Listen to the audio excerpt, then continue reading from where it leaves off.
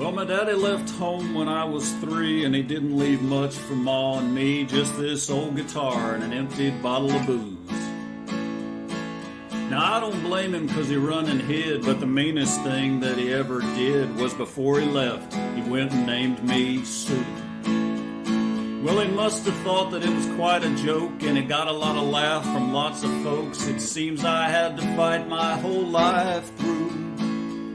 Some gal would giggle and I'd get red, and some guy'd laugh and I'd bust his head. I tell you, life ain't easy for a boy named Sue. Well, I grew up quick and I grew up mean. My fists got hard and my wits got keen. I'd roam from town to town to hide my shame.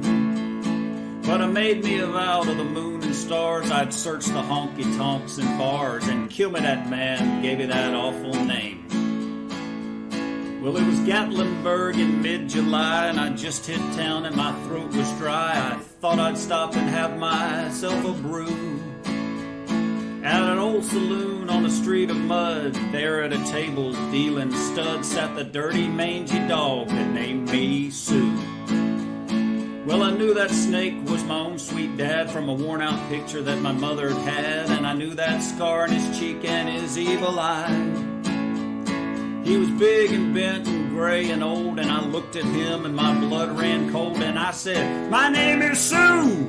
How do you do? Now you gonna die." Yeah, that's what I told him. Well, I hit him hard right between the eyes, and he went down, but to my surprise, he come up with a knife and cut off a piece of my ear. But I busted a chair right across his teeth, and we crashed through the wall and into the street, kicking and a gouging in the mud and the blood and the beer. Well, I tell you, I fought tougher men, but I really can't remember when. He kicked like a mule and he bit like a crocodile. I heard him laugh and then I heard him cuss, and he went for his gun and I pulled mine first, and he stood there looking at me and I saw him smile. And he said, "Son, this world is rough, and if a man's gonna make it, he's gotta be tough." And I knew I wouldn't be there to help you along.